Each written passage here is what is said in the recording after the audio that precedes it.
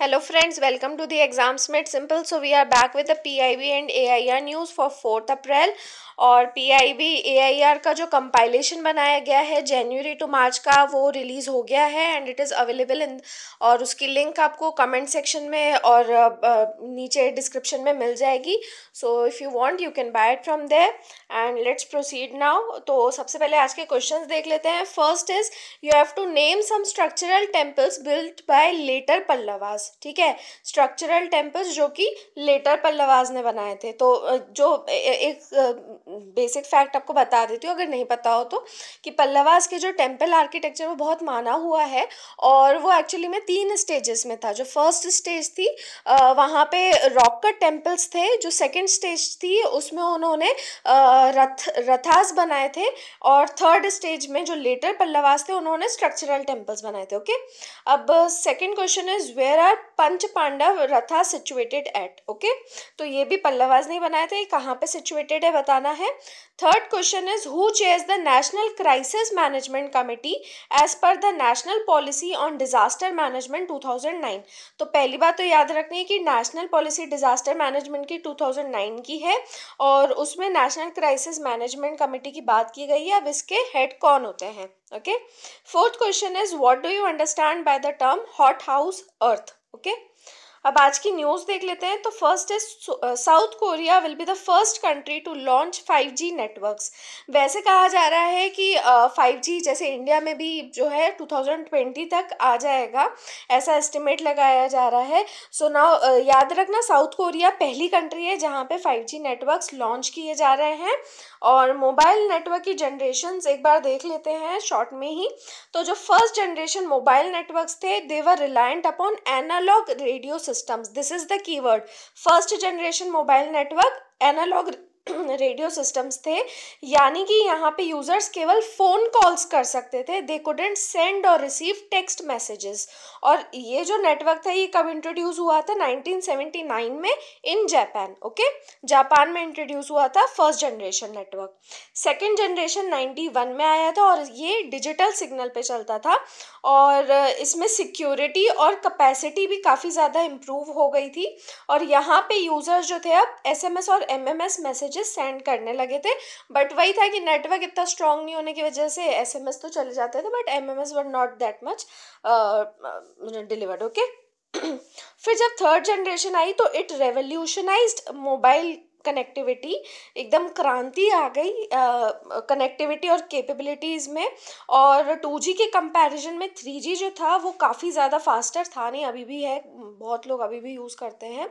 और 3G जो है काफ़ी ज़्यादा फास्टर है और and it can transmit greater amounts of data. Okay, और इसमें जो है अब वीडियो कॉल होने लगा, फाइल्स शेयर करना, internet surfing, watching TV online, playing online games, ये सब 3G के कारण हो पाया था. ना 4G, तो 4G अभी बहुत ज़्यादा इंडिया में प्रिविलेंट है. Okay, and it is 5 times faster than the 3G network.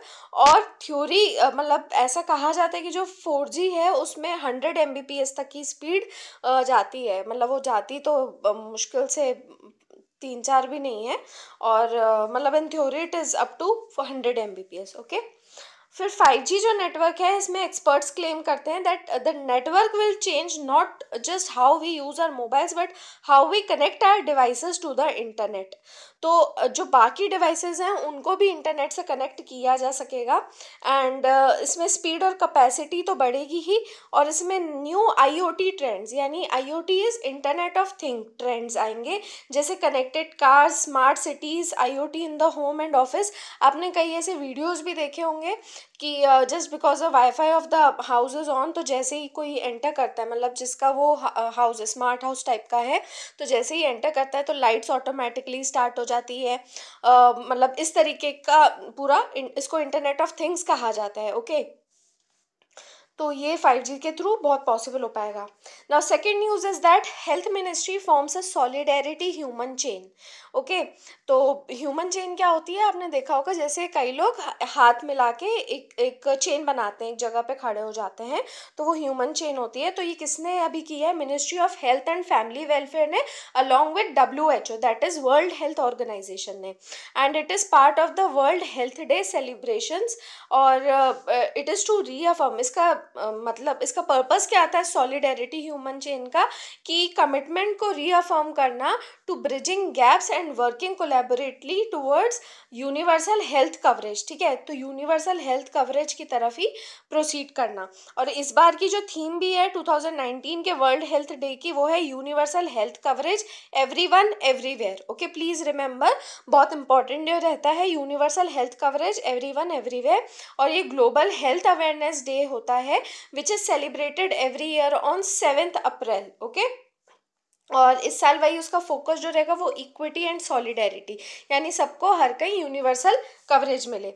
और इसका इंसेप्शन कब हुआ था वर्ल्ड हेल्थ डे का, it was at the first health assembly जो कि हुई थी 1948 में, और उसके बाद में इट टुक इफेक्ट इन 1950। और इसमें मतलब वही होता है कि हर साल जो होता है स्पेसिफिक हेल्थ थीम रहती है to highlight a priority area. ठीक है, और पिछले 50 सालों में कई सारे इंपॉर्टेंट हेल्थ इश्यूज को हाईलाइट किया गया है, जैसे कि mental health, maternal child care, climate change. ठीक है, अब इसके अलावा एक और इसी वर्ल्ड हेल्थ डे के ही उसमें पार्ट ऑफ सेलिब्रेशंस में ये भी हुआ है कि 17,000 आयुष्मान भारत के हेल्थ एंड वेलनेस सेंटर्स जो हैं उनको ऑपरेशनल कर दिया गया है। तो आयुष्मान भारत के बारे में एक बहुत ब्रीफ जानकारी कि इसके दो कंपोनेंट्स हैं। तो आपको ऐसे समझना है कि एक तो प्राइमरी हेल्थ केयर के लिए है, और दूसरा जो है वो सेकेंडरी और टर्शरी हेल्थ केयर के लिए है। तो प्राइमरी हेल्थ केयर के लिए हेल्थ एंड वेलनेस सेंटर्स होते हैं और बनाए जाने हैं, और सेकेंडरी टर्शरी केयर के लिए प्रधानमंत्री Jan Arogya Yojana. Okay, please remember this thing, health and wellness centres primary health care के लिए है। ओके, और प्रधानमंत्री जन आरोग्य योजना मतलब जहाँ पे ज़्यादा स्पेशलाइज्ड केयर मिले। ओके, तो उसके लिए वो सेकेंडरी और टर्शरी के लिए है। एंड ऑब्वियस ही बात है, primary health care delivery system is the key to achieving universal health coverage. Okay, तो जो वैक्सीनेशंस वगैरह ये सब रहता है एकदम बेसिक हेल्थ केयर, तो वो आपको यहाँ से पूरी हो जाती है। नाउ पीएम मोदी को अभी यूएई के प्रेसिडेंट ने कन्फर किया है प्रेस्टिजियस जायद मेडल ऑन हिम। तो जायद मेडल याद रखना हाईएस्ट सिविलियन अवार्ड है। अभी हमारे प्रेसिडेंट को भी दिया गया था क्रोशिया का highest civilian order. Do tell me the name, we have already discussed it. आप मुझे कमेंट सेक्शन में उसका नाम बताइएगा। और ये याद रखिएगा, ऑर्डर ऑफ जायद जो है ये यूएई का हाईएस्ट सिविलियन अवार्ड है, पीएम को मिला है। And it is in recognition of the efforts of the government to develop strategic partnership. India और यूएई में स्ट्रेटेजिक पार्टनरशिप को बनाने के लिए। और यूएई जो है that is United Arab Emirates, it is the home to the largest number of Indian citizens outside the country. और यहाँ पे हमारा वही पार्टनरशिप काफ़ी एरियाज़ में डेवलप हुई है in cooperation including investment, energy, defence and security. Okay, now there is a study state of global air 2019, और इसको पब्लिश किया है हेल्थ इफेक्ट्स इंस्टीट्यूट ने। ठीक है, याद रखना, हेल्थ इफेक्ट्स इंस्टीट्यूट ने state of global air. Directly इसकी फाइंडिंग्स पे आते हैं। तो इसमें बताया गया है कि इंडिया में आउटडोर और इंडोर एयर पोल्यूशन दोनों की वजह से मोर देन 1.2 मिलियन डेथ्स हुई थी इन 2017। और अभी जो हाई लेवल है एयर पोल्यूशन का, उसकी वजह से एक साउथ एशियन चाइल्ड की जो एवरेज लाइफ स्पैन है it is shorten by 30 months. Okay, तो उसकी मतलब साउथ एशिया का कोई भी बच्चा हो तो उसकी एवरेज लाइफ स्पैन जो है वो 30 महीने घट जाती है। साउथ एशियन कौन सा रीजन आता है आपका, यही इंडिया, पाकिस्तान, नेपाल, श्रीलंका, ये पूरा आपका साउथ एशियन रीजन आता है। ओके, और इंडिया में एयर पोल्यूशन जो है वो थर्ड हाईएस्ट कॉज है डेथ का अमंग ऑल हेल्थ रिस्क। ठीक है। और साउथ एशियन कंट्रीज जो है वही बताइए, Bangladesh, India, Nepal, Pakistan, they lead the world as the most polluted region. ठीक है, तो ये जो हमारा इंडियन सब कॉन्टिनेंट भी आप कह सकते हो इस रीजन को, ये सबसे ज़्यादा पोल्यूटेड रीजन है। Okay, and the report highlighted that nearly half of the world's population were exposed to household air pollution in 2017। ठीक है, यानी कि जो इंडोर एयर पोल्यूशन होता है, house hold air pollution. Okay, जैसे हमारे यहाँ पे भी हाउस होल्ड एयर पोल्यूशन जो है वो काफ़ी ज़्यादा था, और अभी इम्प्रूव हुआ है उज्ज्वला योजना के कारण, क्योंकि पहले जो वही था कि लेडीज़ थी वो घर पे जो वो फ्यूल वगैरह जो यूज़ कर रही थी उसकी वजह से काफ़ी ज़्यादा उनको वही हेल्थ इश्यूज हो रहे थे। ओके, नाउ अब स्टेप्स टेकन बाय इंडिया, ये भी रिपोर्ट में हाईलाइटेड है कि इंडिया ने कई स्टेप्स उठाए हैं to address pollution sources, such as Pradhan Mantri Ujjwala योजना हाउस होल्ड एलपीजी प्रोग्राम। ठीक है, तो एलपीजी वाई सिलेंडर्स दिए गए थे इसमें to the women of BPL families, और accelerated Bharat stage 6 clean vehicle standards, तो बीएस नॉर्म्स हैं, वो भी इनिशिएटिव लिया गया है, and the new national clean air programme. ठीक है, तो नेशनल क्लीन एयर प्रोग्राम के बारे में देख लेते हैं।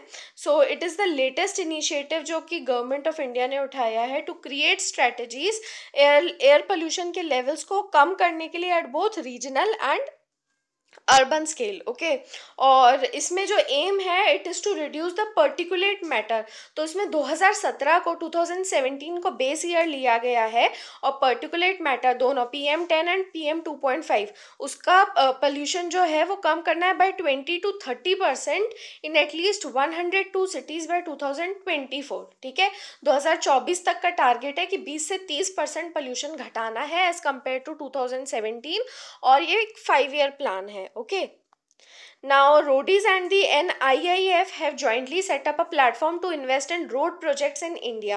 तो Roadies जो है वो एक प्राइवेट इन्वेस्टर है and operator of transport infrastructure world wide, और NIIF जो है वो national investment and infrastructure fund है। ओके, तो गवर्नमेंट ने इसको सेटअप किया था, 40,000 करोड़ का ये फंड स्टैब्लिश किया, सेटअप किया था 2015 में एज एन इन्वेस्टमेंट व्हीकल। ठीक है, तो नाम से भी समझ में आ रहा है national investment and infrastructure fund. याद रखना 2015 में सेटअप किया गया है, commercially viable greenfield, brownfield and stalled infrastructure projects को फंड करने के लिए। ठीक है, तो ग्रीनफील्ड वाले कौन से हो गए, जिनको मतलब बिल्कुल शुरू से बनाना है ऐसे इंफ्रास्ट्रक्चर प्रोजेक्ट्स, और ब्राउनफील्ड कौन से हो गए जो ऑलरेडी हैं लेकिन वहाँ पे फिर कुछ चेंज करके करना है, एंड स्टॉल्ड वंस आर जो अभी रुके हुए हैं। ओके, और इस फंड के लिए जो गवर्नमेंट है, इंडियन गवर्नमेंट, वो इन्वेस्ट कर रही है 49%, और जो बाकी का कॉर्पस है it is to be raised from third party investors, जैसे कि sovereign wealth funds, insurance and pension funds, endowments etcetera. और NIIF इन्वेस्ट कहाँ पे करता है, in area such as energy, transportation, housing, water, waste management और दूसरे इंफ्रास्ट्रक्चर रिलेटेड सेक्टर्स। और याद रखना इसमें 3 फंड्स हैं जो कि इसके मैंडेट में आते हैं, which is the master fund, fund of funds and strategic investment fund. ज़्यादा इसमें डिटेल में आपको जाने की ज़रूरत नहीं है, बट आप इतना याद रख सकते हो, NIIF के ये 3 फंड हैं, और ये जो फंड्स है they are registered as alternative investment fund with the SEBI, that is securities and exchange board of India. Okay, so that was all about the news. कुछ कॉम्प्लेक्स चीज़ें भी थी, so do revise them, and if you like the video please share कीजिए, subscribe कीजिए और अपना feedback दीजिए, and keep loving us and keep watching our videos friends. Thanks a lot, have a nice day.